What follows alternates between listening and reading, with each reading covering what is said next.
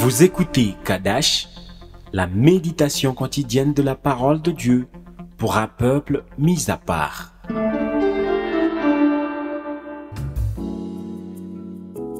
Shalom bien-aimés en Christ, aujourd'hui nous lisons Marc chapitre 16 du 1er au 4e verset. Lorsque le sabbat fut passé, Marie de Magdala, Marie, mère de Jacques et Salomé achetèrent des aromates afin d'aller embaumer Jésus. Le premier jour de la semaine, elles se rendirent au sépulcre de grand matin, comme le soleil venait de se lever. Elles disaient entre elles, qui nous roulera la pierre loin de l'entrée du sépulcre? Et, levant les yeux, elles aperçurent que la pierre qui était très grande avait été roulée. Amen. Bien-aimés en Christ, ces femmes s'étaient levées de bon matin pour une mission précise. Mais en route, elles se sont rappelées qu'il y a une grande pierre qui bloquera leur entrée. Et elles disaient entre elles, mais qui nous roulera la pierre loin de l'entrée? Qui viendra nous aider pour que nous puissions accéder là où nous allons facilement? Et en écoutant ceci, tu peux déjà te rappeler de ton rêve. Il est très grand, n'est-ce pas? Ce que tu veux accomplir est vraiment grand et tu vois même comment tu peux le réaliser et tu décides de te lever pour le faire, mais en route, je dis bien en route, là où tu es maintenant, au stade que tu es, tu vois des blocages, des réclamations du passé, des chaînes qui te lient. Ce sont les envoyés de Satan qui se sont engagés sur ton chemin pour t'intimider, pour t'imposer le mensonge de leur maître, que le succès n'est pas fait pour toi, que la richesse n'est pas faite pour toi,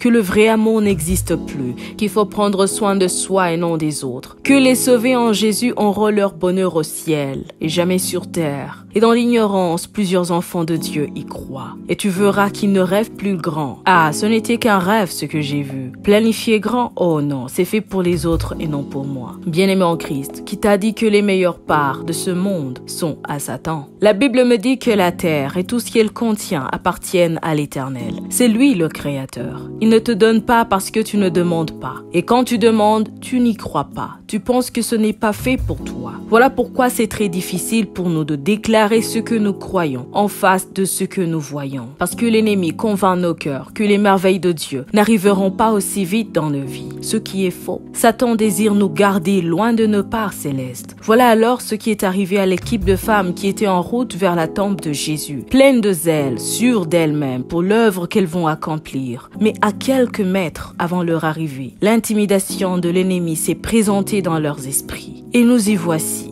Mais qui va rouler pour nous la pierre? Qui? Et se regarder, la pierre était très grande. Elles étaient seules. Peut-être qu'elles se disaient s'il y avait un homme avec nous qui allait nous aider. Mais non, personne n'était là avec elles. Mais la Bible me dit qu'au moment où elles se questionnaient, levant les yeux, elles aperçurent que la pierre était roulée. Qui a roulé la pierre? C'est l'ange de l'Éternel qui l'a roulée dans un laps de temps pour permettre à ces femmes de voir la gloire de Dieu. Bien-aimés en Christ, il y a certains combats qui sont devant toi, qui sont sur ton chemin pour te distraire, pour que tu te préoccupes plus de la concurrence, de la compétition, de la résolution de ces derniers. Et tu es sérieusement préoccupé par ces situations dans ta vie et tu oublies de te concentrer sur ton grand rêve. Ces femmes ne discutaient plus sur Jésus qu'elles allaient embaumer. La pierre qui bloquait leur entrée a pris leur temps de concentration. J'aimerais te dire que tu es déjà engagé sur la voie de ta destinée. Tu t'es déjà levé pour faire la volonté de Dieu. Tu poursuis déjà ton rêve, mais il y a cette grande pierre devant toi qui bloque ton accès et tu es distrait par cette dernière. Tu pries et tu jeûnes pour dégager cette pierre de ton chemin, mais en vain. Bien-aimé en Christ, Dieu te dit dans sa parole de ne plus t'en préoccuper, que la pierre ne te distrait point, car l'ange de l'Éternel est disponible pour la rouler loin de ton chemin. Toi plutôt, préoccupe-toi de ce que Dieu te dit de faire. Concentre-toi sur ton rêve, sur ta mission, sur ton travail. Fais ta part comme il faut et laisse l'ange de l'Éternel rouler la grande pierre pour que tu puisses avancer.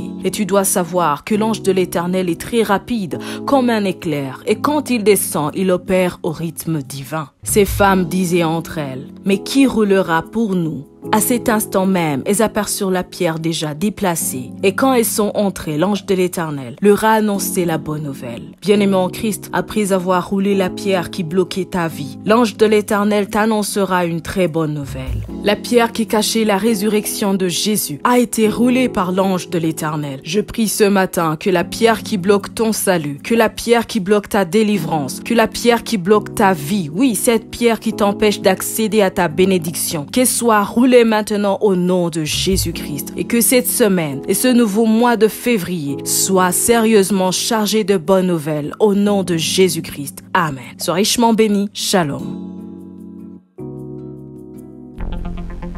Vous écoutiez Kadash, présenté par Marie-Claire. À bientôt.